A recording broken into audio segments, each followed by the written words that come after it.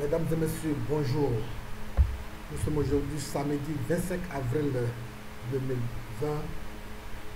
Nous avons décidé de faire ces vidéoconférences, ces enregistrements pour nos différentes coalitions nationales, pour nos différents sympathisants et des membres à travers le monde, pour nous résumer et faire le point de la crise pandémique que subit l'humanité tout entière.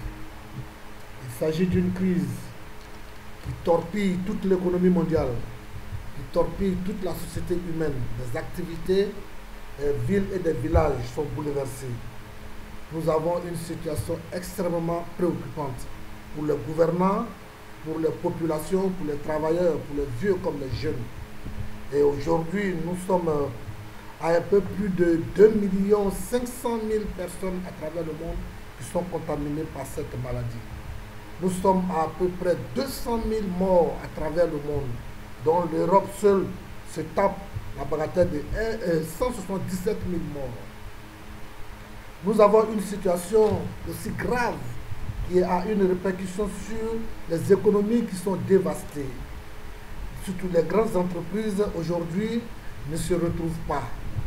Du fait des confinements à travers le monde, nous avons des millions de citoyens, de travailleurs qui sont en train de perdre leur boulot parce que les entreprises n'arrivent pas à les payer, les entreprises n'arrivent pas à surmonter la pente. Du point de vue de l'éducation, c'est une situation grave que l'UNESCO nous a donné de constater. Nous avons près de 826 millions de personnes qui suivent les éducations par Internet qui sont aujourd'hui déstabilisées. Nous avons au niveau sécuritaire, du fait que d'énormes personnes n'arrivent plus à aller travailler, ça crée de nouvelles situations à la maison, dans les quartiers, dans les lieux où vivent les uns et les autres. Donc nous sommes dans une situation extrêmement grave. Et pour cela, il est important que cette crise qui a été analysée par certaines personnes comme étant une crise saisonnière de grippe, d'autres ont trouvé que c'est une maladie qui a besoin d'une médecine technologique, d'autres l'ont trouvé comme étant une crise respiratoire. En tout cas, la crise du Covid-19 va affecter durablement et difficilement beaucoup de pans de l'économie mondiale. Nous avons, à la coalition internationale contre le Covid-19, adopté une ligne de conduite. Nous nous sommes dit que nous sommes des citoyens du monde et que cette situation qui arrive n'a pas été prévue par aucun de nos gouvernants. Donc, les moyens également ne sont pas forcément là au moment où la crise tombe dans nos pays, surtout africains. Et nous avons vu l'impact qu'il y a eu en Europe, en Chine, en Amérique. Et c'est une situation d'hécatombe. Les uns et les autres, à tort ou à raison, ont prédit pour l'Afrique l'hécatombe, un génocide, si je ne saurais m'abuser. Et ils continuent de le prédire. Et le débat est aujourd'hui tendu. Un peu partout, les uns et les autres s'accusent. La Chine accuse les États-Unis d'avoir attaqué à l'arme bactériologique son pays. L'Europe et les États-Unis, de leur côté, accusent la Chine de les avoir attaqués. Et dans ce clair-obscur, dans ce brouillard, il va falloir se concentrer. Et c'est sur ça que nous sommes. La CICC s'est dit que nous sommes dans une guerre, comme beaucoup l'ont dit avant nous. Différents chefs d'État, des présidents, des chefs de gouvernement ont dit que la crise du Covid-19 est une guerre. Nous également, nous l'avons dit, nous le soutenons que c'est une guerre. Mais qui attaque qui? C'est là la question la plus importante. Qui est responsable et qui va soigner qui? Est-ce que c'est l'Afrique qui va encore rester là, s'asseoir à ce que l'OMS, à ce que les pays occidentaux décident de lui tendre la main pour qu'elle tende la main? Ou alors il va falloir que les peuples africains et les décideurs africains s'élèvent et agissent en toute responsabilité pour pouvoir en tout cas juguler et éradiquer définitivement cette crise pandémique. Mesdames et messieurs, chers camarades combattants, il n'y a pas plus réaliste que le roi. On ne peut pas faire notre bonheur sans nous.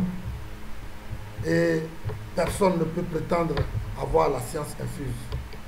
Et c'est pourquoi donc le point d'aujourd'hui que nous faisons, c'est après observation, après moult recherches sur les différentes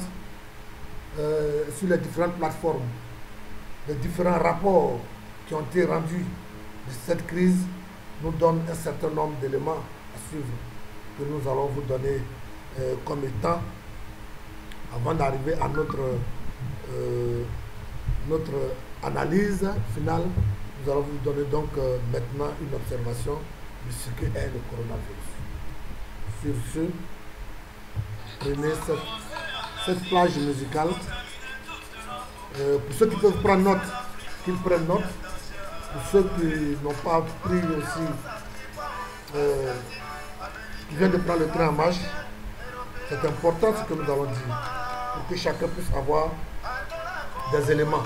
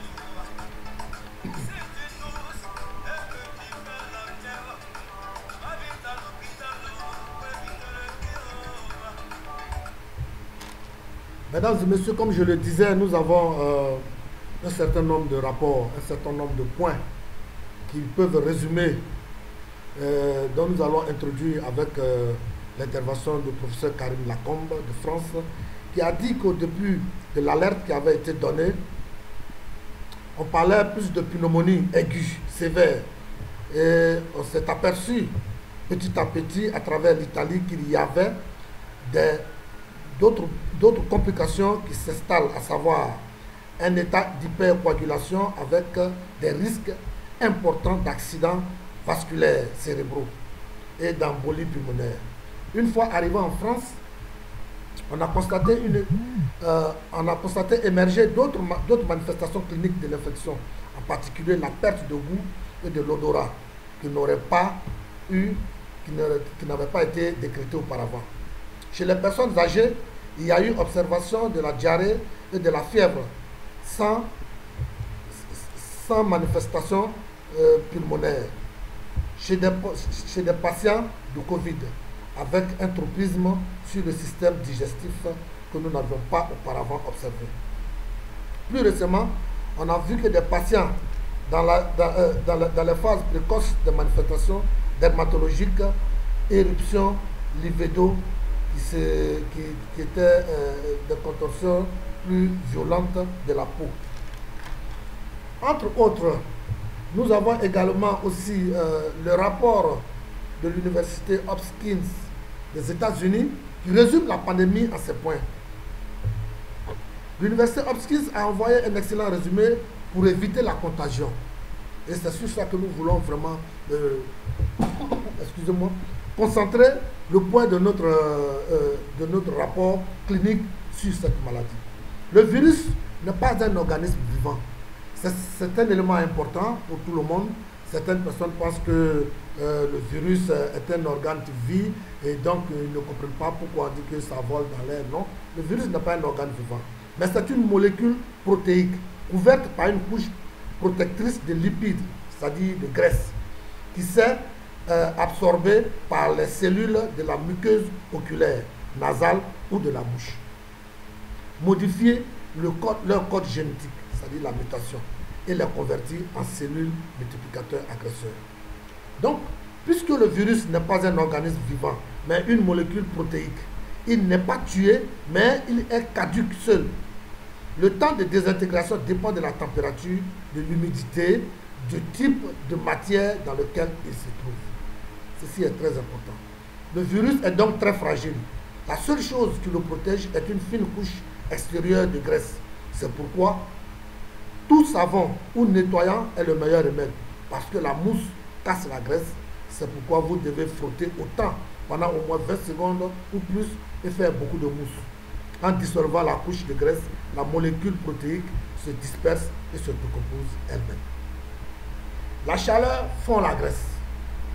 Puis utilisez de l'eau et à une température supérieure à 25 degrés pour se laver les mains, les vêtements et tout. En outre, l'eau chaude produit plus de mousse, ce qui la rend encore plus utile. L'alcool ou tout mélange avec de l'alcool supérieur à 65% dissout toute graisse, en particulier la couche lipidique externe du virus. Tout mélange avec une portion de javel pour 5 portions d'eau dissout directement la protéine, la décompose de l'intérieur. L'eau oxygénée aide beaucoup après le savon, l'alcool et le chlore, parce que le peroxyde dissout les protéines du virus, mais vous devez l'utiliser pur et ça fait mal à la peau. Pas de bactéricide. Le virus n'est pas un organisme vivant comme les bactéries. On ne peut pas tuer avec des antibiotiques, ce qui n'est pas vivant, mais désintégrer rapidement sa structure avec tout ce qui a été dit plus haut. Ne jamais secouer de vêtements, draps ou vêtements usagés ou inutilisés. Lorsqu'il est collé sur une surface poreuse, il est très inerte et ne se désintègre que dans 3 heures sur les tissus poreux, de 4 heures sur le cuivre parce qu'il est naturellement antiseptique et le bois parce qu'il enlève toute l'humidité et se désintègre. En 24 heures sur les cartons, en 42 heures sur le métal et en 72 heures sur le plastique.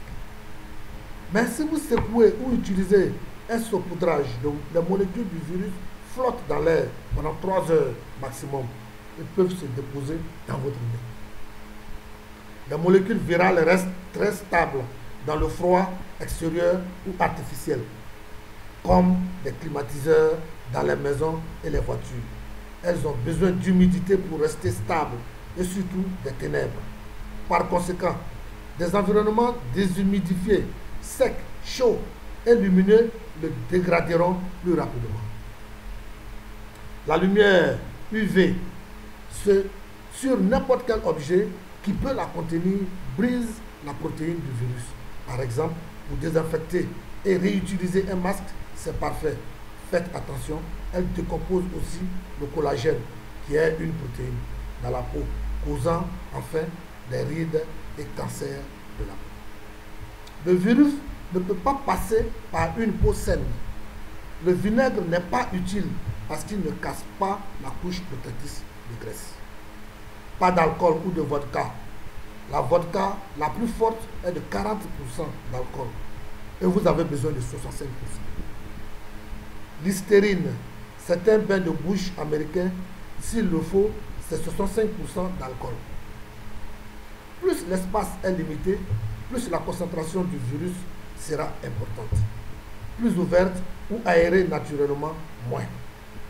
Veillez à vous laver les mains avant et après avoir touché muqueuse, nourriture, serrure, boutons, interrupteurs, télécommande, téléphone portable, montre, ordinateur, bureau TV, etc. Et quand vous utilisez la salle de bain. Vous devez humidifier les mains séchées. Par exemple, les laver le temps que possible. Parce que les molécules peuvent se cacher dans les micro-blessures ou les coupures. Plus la crème hydratante est dense, mieux c'est. Gardez également les ongles courts afin que le virus ne se cache pas là-bas. Comme vous le voyez, en ce qui concerne les informations purement clinique qui présente la maladie ou bien qui présente le virus, vous avez ici la panoplie de tout ce qu'il faut pour comprendre la maladie du coronavirus. Parce que c'est de notre rôle de tuer l'intoxication, c'est de notre rôle d'avoir les vraies informations et ne pas être dans l'imaginaire. C'est une maladie qui tue, c'est une maladie certes qui détruit l'économie, qui détruit le monde, mais il ne faut pas avoir peur parce que tu es désinformé, parce que tu vis dans l'intoxication, parce que tu vis dans le brouillard. Parce que également il est su que dans une telle circonstance, c'est la désinformation, c'est l'ignorance qui rend les gens beaucoup plus fragiles. Parce que comme vous le savez, pour combattre le coronavirus ou bien toute autre forme de pandémie comme celui-ci, nous avons besoin de notre système immunitaire. Mais le système immunitaire est aussi dépendant de notre morale, de notre esprit, de notre condition physique et également de ce qui se passe dans notre tête. Si la pandémie qui est arrivée avec sa propagande, sa campagne de mystification, sa campagne de peur, il y a de bonnes raisons pour beaucoup de personnes d'avoir peur. Si cette maladie qui est arrivée avec cela, nous n'avons pas pu trouver les hommes et les femmes qui se mettent debout pour informer nos populations africaines. Vous savez très bien que la question de la communication est importante. Les gouvernants n'ont pas encore trouvé de solution, mais en même temps la maladie avance vers nous. Et aujourd'hui, depuis mi-mars, avril, la maladie est en Afrique. Chaque pays vit à sa façon la propagation de la maladie. Et quand nous entendons l'OMS, quand nous entendons certaines institutions internationales donner ce qui est prévu en fonction d'un certain nombre de modèles, de calculs et de prévisions, il y a de belles raisons que les Africains soient apeurés, que la population mondiale soit apeurée. Vous voyez, on dit qu'en Angleterre, dans la plupart des cas des aides-soignantes qui sont dans les hôpitaux, ce sont les Noirs qui meurent, et surtout les femmes noires, dans le domaine de la médecine, de ceux qui travaillent dans les hôpitaux. On parle aussi de la mort très fréquente des vieilles personnes, généralement en Europe. On parle de la mort aussi très fréquente des Noirs, généralement aussi en Europe. Tout ça, ce sont des réalités que nous sommes en train de tous vivre et qu'il va falloir trouver au fur et à mesure des solutions concrètes, des solutions des techniciens, des solutions des spécialistes du domaine. Donc c'est pourquoi, selon notre feuille de route, la CICC s'est dit que c'est le moment ou jamais de faire appel à la science africaine, de faire appel aux décideurs africains, aux leaders africains, pour qu'ensemble, on s'élève et que la société civile, comme le gouvernement, tous puissent faire nos propositions, puissent faire nos contributions. Et c'est pourquoi nous nous félicitons au jour d'aujourd'hui, avec ce qui se passe à Madagascar, où le président Rajolina André a présenté la trouvaille à base du médicament qui a été fait sous les instigations de notre frère africain Mouyangi.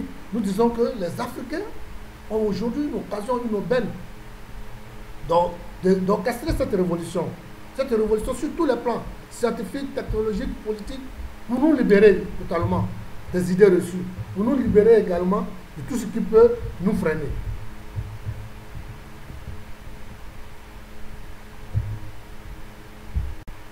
Nous avons l'occasion, pour tous les Africains, de tous les domaines, de mettre en valeur la créativité africaine. Et pour pouvoir propulser cela, nous sommes dit qu'en tant qu'organisation citoyenne, républicaine et souverainiste, il va falloir travailler d'arrache-pied avec nos décideurs, pour que nos décideurs encouragent la médecine africaine.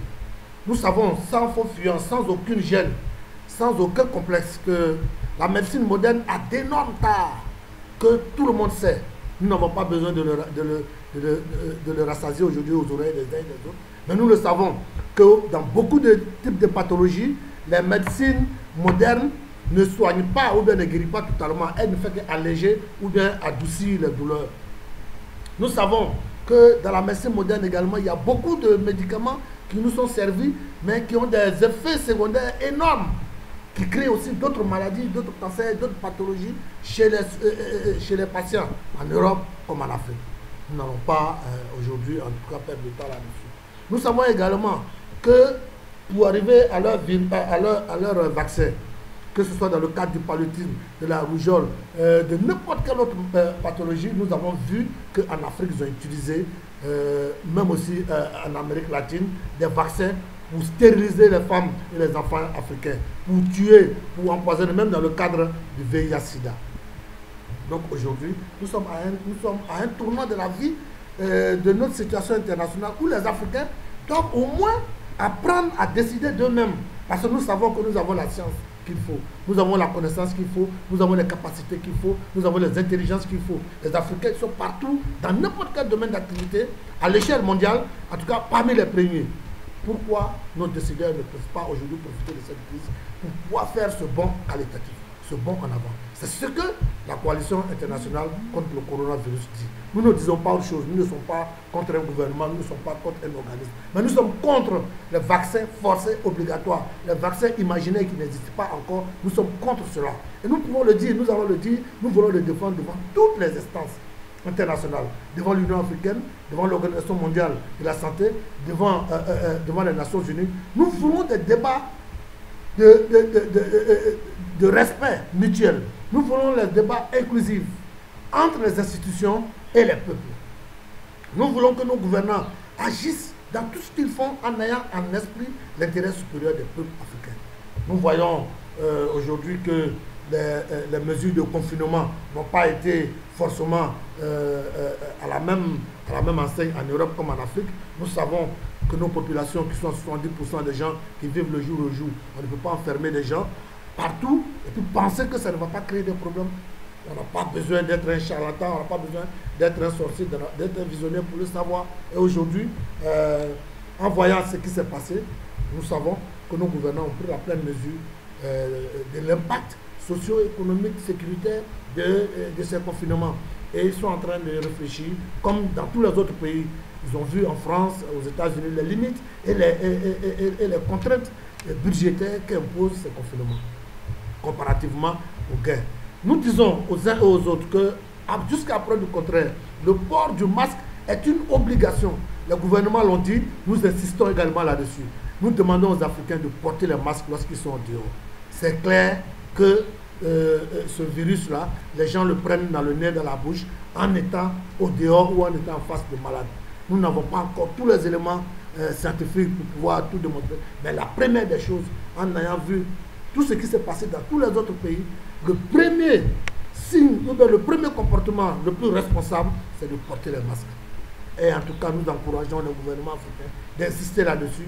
Même plus que les confinements, plus que les couvre-feux, le port des masques est une obligation et que nous voulons insister là-dessus. Nous voulons inviter les Africains à le faire, en Afrique comme partout où ils sont.